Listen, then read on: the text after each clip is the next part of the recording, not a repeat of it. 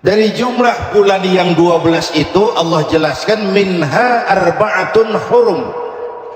Ada 4 bulan yang disebut bulan yang dihormati, bulan yang disucikan, bulan yang diharamkan. 4, 3 bergandengan, 1 agak terpisah. Yang bergandengan itu Rajab, Sya'ban, Ramadan. Yang agak terpisah itu Muharram. Ini 4 bulan yang dihormati disebut Ashhurul Hurum. Saudara-saudara, Muharram ini salah satu dari 4 bulan yang istimewa. Kenapa? Banyak peristiwa besar yang terjadi di bulan Muharram. Hampir semua Nabi dan Rasul berkaitan dengan Muharram ini. Hampir semua Nabi dan Rasul.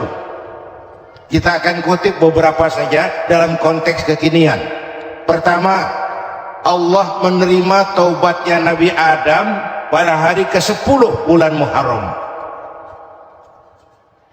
Adam itu bapak moyang kita. Dosanya 1, makan buah khuldi, dikeluarkan dari surga. Kita dosanya banyak, kepengen masuk, enggak nyambung. Hai Adam, dari tidak ada kamu saya adakan. Saya perintahkan tinggal di surga. Merasa sepi sendirian, saya ciptakan Siti Hawa supaya kamu tenang. Kamu boleh nikmati semuanya. Ini boleh, itu boleh, ini boleh, itu boleh. Makan, makanlah yang kau mau. Minum, minumlah yang kau suka. Pakai, pakailah yang kau senang. Satu yang saya minta, jangan dekati pohon khuldi. Itu kau tidak sanggup, keluar. Diusir dari surga. Sujud Nabi Adam, kata riwayat 40 tahun sujud, membaca Rabbana zalamna anfusana wa illam taghfir lana wa tarhamna lanakunanna minal. Itu namanya istighfarnya Nabi Adam. Istighfar itu kan mengucapkan astagfirullah, basmalah, membaca bismillah. Jangan kayak teman saya disuruh banyak-banyak baca istighfar, benar-benar dia baca istighfar. Bukan itu maksudnya. Nah, maka salah satu amalan yang sangat dianjurkan di bulan Muharram ini memperbanyak istighfar. Tidak ada orangnya yang tidak. Ayo jujur, ini yang kumpul di sini semua, ada nggak yang nggak punya dosa? Yang merasa nggak punya dosa, ayo ke depan. Ada? Tidak ada. Setiap kita, entah kecil entah besar, sengaja terlupa, pasti mempunyai yang namanya khilaf dan salah. Dan Allah Tuhan kita bukan Tuhan pendendam. Allah Tuhan kita Tuhan yang ramah dan rahmah. Manusia, dosamu banyak tapi ampunanku lebih banyak.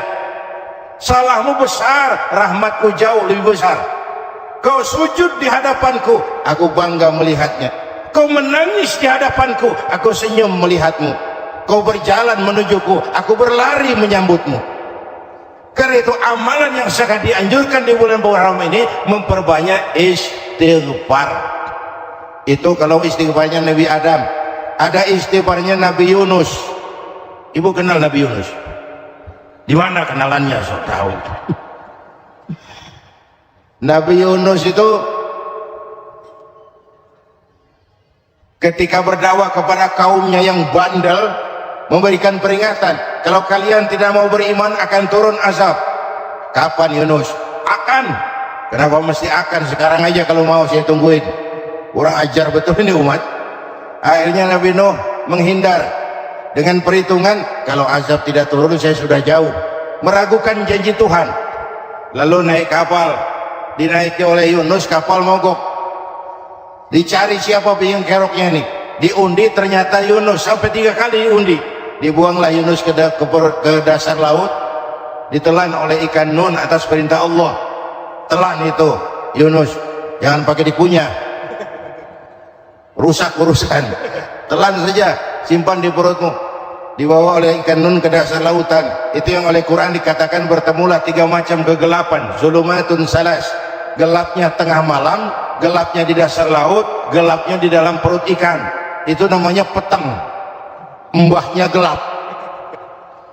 Di perut ikan itulah Nabi Nuh sadar akan kesalahannya, meragukan janji Allah, meragukan janji Allah. Ia sujud di dalam perut ikan itu, membaca la ilaha illa anta subhanaka inni kuntu. Itu istighfarnya Nabi Yunus. Dibacakan istighfar begitu, ikan sakit perut, Pak.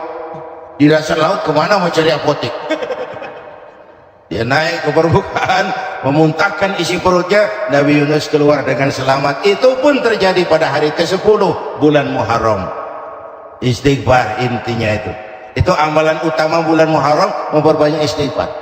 Allah selamatkan Nabi Nuh dari bahtera banjir yang luar biasa, 10 Muharram. Allah selamatkan Nabi Ibrahim dari pembakaran Raja Namrus, 10 Muharram. Setelah Nabi Ibrahim itu menghancurkan berhala-berhala, Abrahat pulang mau ibadah, lihat Tuhannya berantakan, marah besar. Siapa yang menghancurkan Tuhan-Tuhan kita ini? Ada yang lapor, kami lihat Ibrahim. Tangkap. Belum ada bukti, tangkap dulu yang penting, bukti belakangan. Tangkap. Wah, dikerahkanlah aparat, tangkap Nabi Ibrahim. Disidang langsung oleh Abrahat, oleh Namrus maksud saya. Ibrahim, kau yang menghancurkan berhala-berhala kami ini, Tuhan-Tuhan kami. Siapa bilang? Ada yang lapor. Ah, saya dengar enggak semua berhala itu hancur. Ada yang paling besar, angkat tangan, saya lihat ada kampak di tangannya. Barangkali yang besar itu iseng tuh, yang kecil-kecil dikampakin. Tanya aja sama dia, kamu gila? Kenapa? Masa kami disuruh nanya berhala? Gak bisa jawab. Gak bisa jawab. Lah kenapa disembah? Lebih gila mana? Tahu gak bisa jawab kenapa disembah? Kurang ajar kamu Ibrahim. Bakar. Dibakar. Ketika Ibrahim dilempar ke kobaran api yang menggunung, Allah perintah api, ya naru kuni bardan wa salaman ala Ibrahim. Hai api, dinginlah sampean. Api Madura waktu itu. Hai api, dinginlah sampean, selamatkan Ibrahim. Api tunduk kepada perintah Allah, Ibrahim masuk ke kobaran api, selembar rambut pun tidak terbakar. Kenapa? Apinya tunduk kepada perintah Allah. Kenapa? Karena Ibrahim orang yang takut kepada Allah. Api tunduk kepada perintah Allah. Kalau kita baca ayat itu, masuk ke api, mateng. Sudah hadirin yang saya muliakan, oleh karena itu selamatnya Ibrahim dari pembakaran Raja Namrus itu pun pada 10 Muharram, Yaumul Asyura, hari ke-10 dari bulan Muharram. Baik. Itu Ibrahim. Hadirin hadirat yang saya cintai, sebagian kecil tentang Nabi Adam, Nabi Ibrahim dan Nabi Yunus, tapi saya belum menceritakan tentang Nabi Nuh tadi. Mengulang kaji, Nabi Nuh salah seorang rasul yang masuk ulul azmi 5 besar, karena memang perjuangannya menggambarkan satu usaha yang ulet dan luar biasa. Beliau diberi umur 950 tahun, lalu berdakwah selama 900 tahun, sore, pagi, siang, malam, dapat pengikut tidak lebih 80 orang, rata-rata 10 tahun satu. Kalau saya minta berhenti aja jadi nabi, Pak. Ustadz mana masih mau buka pesantren, 10 tahun buka pesantren, yang nyantri cuma satu. Pedagang mana yang masih mau dagang, 10 tahun dagang yang beli satu. Pimpinan partai mana yang masih mau kampanye, 10 tahun buka partai yang nyoblos satu. Bangkrut. Umatnya bandel, kurang ajar, durjana, bajingan, tengik. Umatnya Nabi Nuh ini kalau diceramahi telinganya ditutup dengan tangannya. Nabi Nuh akhirnya rekes, Tuhan siang malam saya berdakwah kepada umat ini, tiap kali saya sampaikan dakwahmu mereka tutup telinganya dengan tangannya, alergi dengan ceramah. Apa itu ceramah? Non profit. Saudara-saudara, jadi mau kamu gimana Nuh? Sudah Tuhan, habiskan saja orang kafir. Nanti kalau punya anak, anaknya pun kafir lagi. Lebih baik bapak moyangnya sikat habis. Biasanya kalau bapak kalong, anak kampret. bapak nyolong, anak nyopet. Fotokopi gimana aslinya, hampir habiskan saja. Itu mau kamu Nuh? Ya. Oke, nanti aku turunkan banjir Nuh, buat kapal. Dengan apa saya harus buat kapal Nuh? Ya dengan kayu, kata Tuhan. Kayunya dari mana Tuhan? Ya dari pohon Nuh. Pohonnya belum ada Tuhan. Ya tanam dulu Nuh. Bikin kapal, kayunya nanam pohon. Apa artinya? Perjuangan perlu kesabaran. Sukses itu ada prosesnya. Nggak bisa simsalabim abracadabra lalu kita bawa sukses. Semua ada prosesnya. Walaupun kenyataannya begitu. Sukses banyak bapaknya, gagal itu yatim. Kalau kita sukses banyak yang ngakuin. Yang baru ketemu pakai manggil encing. Ketemu baru, tapi sukses banyak bapaknya. Gagal yatim, gak ada yang mau ngakuin kalau kita gagal itu. Udah bikin kapal dengan kayu di tengah kampung, bikin kapal ini. Bayangkan di tengah kampung bikin kapal, orang kafir makin menjadi-jadi. Lihat Nuh, kenapa? Makin sarap. Bikin kapal di tengah kampung, mau belayar kemana? Lihat, kalau orang nggak tahu tujuan, mountain setengah jalan. Proses yang dinilai bukan finalnya. Ya kayak gitu kesimpulannya. Saya enaknya sendiri. Bikin kapal, kapal mendekati selesai. Ini orang kafir rame-rame datang ke kapal Nuh. Mau apa? Buang najis. Sakit perut, berangkat ke kapal Nabi Nuh. Nongkrong, dapat 2-3 tumpuk, pulang. Penuh lantai kapal dengan najis manusia. Inilah perjuangan. Bukan jalan raya lurus bertabur bunga di kanan kirinya. Banyak ondak dan duri, fitnah, caci maki, antipat, segala macam. Nuh. Ada orang tua dasar kafir, kurang ajar, sudah stroke berangkat juga ke kapal Nuh. Mau buang najis, pincang-pincang digotong orang. Selesai buang najis dia bangun mau pulang, pegangan tiang kapal terpeleset jatuh di atas tumpukan najis. Terjadi keajaiban, yang struknya sembuh, lumpuhnya hilang, berangkat digotong-gotong pulang, jalan gagah sekali. Tapi orang pekampungnya heran, ente sudah sembuh? Sudah. Berobat di mana? Kok begitu paten? Di kapal Nuh. Masih banyak. Oh, yang berasa perlu obat bawa rantang, ambil bersih lagi geladak kapal itu. Sudah selesai Nuh? Selesai. Oke, kau orang yang beriman bersamamu, binatang serba sepasang, naik Nabi Nuh, naik orang beriman, naik binatang serba sepasang. Ini cikal bakal penyelamatan manusia, Pak. Naiklah orang beriman. Sudah naik semua, Nabi Nuh kontrol. Ini contoh buat kita, kontrol. Sudah naik semua teman-teman. Sudah. Pemimpin yang baik bukan cuma terima laporan di belakang meja. Laporan itu yang mana juga bagus. Sama juga kampanye yang mana juga merdu. Kalau saya kalau aja yang dihitung. Pernah ada calon bupati kampanye janji, kalau saya berhasil kita akan banyak bangun jembatan di daerah kita. Tanya, Pak, nggak ada sungai di kampung kita, Pak. Dia bilang, sungainya kita bangun sekalian, Pak. Udah kadung janji, mana pula orang mau bangun sungai itu. Saudara-saudara, kontrol. Jangan cuma tunggu laporan di belakang meja, semua laporan bagus. Ya, Bu? Bu?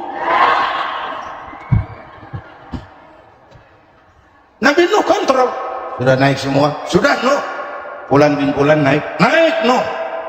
Paimin bin Tukijo naik, kami lihat naik.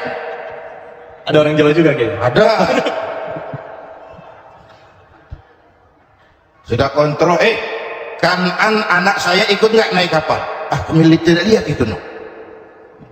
Kanan, ini potret. Bapaknya aktif ke masjid, ibunya rajin ke majelis taklim, anaknya keleleran kemana-mana.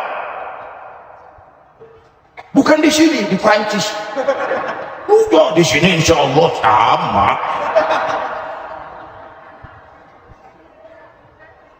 No karena sayang anak, no karena cinta anak, no karena tanggung jawab anak, cari naik ke atas kapal. Lihat Kanaan, anak saya, nggak lihat no. Turun ke ruang bawah, periksa lagi. Mang, kayak Kanaan dia. Jamaah Tasik nih rupanya di tengah. Ke ayah mang, ayah kemana ya budak ya? Turun ke bawah, tanya lagi, ono Kanaan tuh? Orang nano raketo. Rombongan Jawa Tengah naik ke atas buritan. Dari buritan kelihatan ternyata Kanaan tidak ikut naik kapal, kumpul di darat bersama orang kafir. Ini potret kita sekarang. Kumpul sama orang kafir, hanyut anak-anak kita, ditelan budayanya orang kafir, ditelan tradisinya orang kafir, ditelan pergaulannya orang kafir. No, karena sayang anak dari atas manggil. Dalam Quran dijelaskan itu. Karena Nabi Nuh di atas, Kanaan di bawah, teriak, ya bunayyar kam ma'ana. Begitu dalam Quran ayatnya. Cuma ini pakai gaya memanggil supaya kelihatan ke gambar, kira-kira Nuh manggilnya begitu. Ini namanya gaya dakwah, Pak. Kalau ceritanya datar nggak menarik, maka Nuh memanggil Kanaan, ya bunayyar kam ma'ana. Kata yang dengar, heeh. Ini gaya orang manggil, ya bunayyar kam ma'ana. Kanaan, kesini nak, naik kapal sama papi. Kata Kanaan di bawah itu, enggak mau papi, John di sini saja. Kata Nuh, jangan nak, Allah sedang murka, akan turun banjir. Kalau datang banjir papi, sa'awi ila jabalin yaksimuni minal ma', saya akan naik ke gunung tinggi yang bisa menyelamatkan saya dari banjir. Kanaan naik ke gunung, gunung dihantam banjir, Kanaan mati sampai sekarang. Yang kelima, Nabi Musa, kisah Muharramnya ini lahir dalam kondisi yang sulit karena Fir'aun mimpi akan lahir seorang anak dari keturunan Bani Israel yang akan menghancurkan kerajaannya. Kata Fir'aun, sudah lahir belum anaknya? Belum. Kalau gitu mulai malam ini laki-laki dilarang bergaul sama istrinya. Semua perempuan hamil di bawah pengawasan negara. Mulai hari ini kalau lahir anak laki-laki terutama Bani Israel, penggal. Satpol PP disiapkan. Udah ada kayaknya. Ada. Patroli. Bayangkan, Nabi Fir'aun itu bikin undang-undang seenaknya sendiri. Apalagi merasa kekuasaannya dalam ancaman. Penguasa manapun kalau merasa dalam ancaman, panik. Padahal kekuasaan itu kayak harimau. Makin lama ditaiki, makin sulit turun. Kenapa? Karena macannya makin lapar. Naik terus capek, turun dimakan harimau, serba sulit. Saudara-saudara, kalau kita mau belajar dari Pak Harto, saya melihat kekurangan Pak Harto cuma satu, terlambat berhenti. Terlambat berhenti. Di sekelilinginya banyak tukang-tukang jilat, tukang-tukang semir. Pak, kalau tidak ada bapak kami bagaimana, Pak? Saudara hadirin yang saya hormati, maka sering saya ingatkan, temanmu yang sejati adalah teman yang membuat kamu jadi benar, bukan teman yang selalu membenarkan kamu. Berapa banyak pejabat-pejabat hancur karena selalu dibenarkan oleh lingkungannya. Bapak benar, Pak, Bapak bijaksana, Pak, itu tepat, Pak, benar. Buang angin pun kata kelilingnya, oh, Bapak sehat. Temanmu yang sejati, teman yang bikin kamu jadi benar, bukan teman yang selalu membenarkan kamu. Bapak Ibu hadirin yang saya hormati, tapi kehendak Allah terjadi, lahirlah Musa. Bayinya dihanyutkan di sungai Nil. Bayi sudah menderita, dihanyutkan di sungai Nil. Darahnya besar di lingkungan istana Fir'aun. Diriwayat oleh Ratu Aisyah, perempuan Fir'aun, setelah mulai berjuang, terjadilah itu. Musa dan pengikutnya dikejar oleh Fir'aun. Sampai di tepi laut, Allah wahyukan, Musa, lempar tongkatmu ke laut. Dalam kondisi darurat, mukjizat jaga jalan. Kondisi darurat. Kalau tidak, mukjizat itu maunya Allah, bukan maunya Nabi. Nabi nggak kuasa, Allah yang mau. Tapi hidup Nabi bukan mukjizat manusiawi. Tidak mentang-mentang ada mukjizat tongkat, tiap sulit main tongkat, nggak usah berjuang kalau begitu. Itu darurat menyelamatkan umat. Tongkat dilempar ke laut, laut terbelah. Laut terbelah. Itu secara visualnya bisa kita lihat dalam film The Ten Commandment. Udah nonton belum? Urusan nonton kalah sama Ustadz gimana sih? Ten Commandment, 10 firman Tuhan. Tekniknya bagus tuh, bagaimana laut terbelah. Musa lewat, Fir'aun mengejar. Musa sampai di ujung sana, Fir'aun masih di sama tengah perjalanan. Laut menutup kembali. Laut menutup kembali, Fir'aun tenggelam, cengap-cengap di lautan. Begitu nafas sampai di tenggorokan, Fir'aun sampai dicengap-cengap itu, amantu bi Rabbi Musa wa Harun. Duh, kalau begini mah saya juga percaya sama Tuhannya Musa.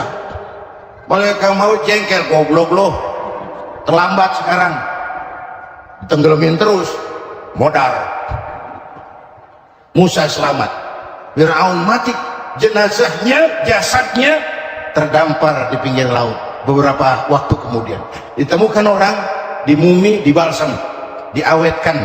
Itu sesuai janji Quran, wa kadzalika nunajjika bi badanika litakuna liman khalfaka ayah. Kami selamatkan badan kamu agar jadi pelajaran bagi orang-orang sesudah kamu nanti. Janji Quran tepat. Janji itu 14 abad yang lalu. Jasad Fir'aun ditemukan, dimumi, diawetkan, dibalsam di bawah nama Pharaoh Ramses II. Sekarang tersimpan di Museum Negara di Mesir. Kapan-kapan nanti ibu main ke Mesir, mampir. Naik ojek paling berapa itu? Orangnya tinggi, hidungnya mancung, pokoknya pantaslah jadi Fir'aun. Selamatnya Musa di kejaran Fir'aun di ujung sana itu terjadi pada hari ke-10 bulan Muharram, yang oleh orang Nasrani diperingati dengan hari raya Paskah. Mereka melaksanakan puasa, mensyukuri nikmat keselamatan dari kejaran Fir'aun. Makanya kalau kita ikut puasa di bulan Muharram, bukan mengikuti syariat Nasrani, salah. Karena Nabi mengajarkan, itu sumbernya. Bukan ikutan sama ibadahnya Israel. Tapi memang agama ini kan merupakan mata rantai. Datang Rasul baru melengkapi Rasul sebelumnya, datang Rasul baru melengkapi Rasul sebelumnya. Mata rantai yang berkaitan. Setelah Muhammad selesai, selesailah tugas Nabi dan Rasul. Selesailah misi Nabi dan Rasul. Tidak ada Nabi lagi sesudah Nabi Muhammad. Itu harga mati, titik. Nggak ada kompromi. Siapapun sekarang ini nggak datang ngaku jadi Nabi, wajib tidak percaya. Wajib tidak percaya.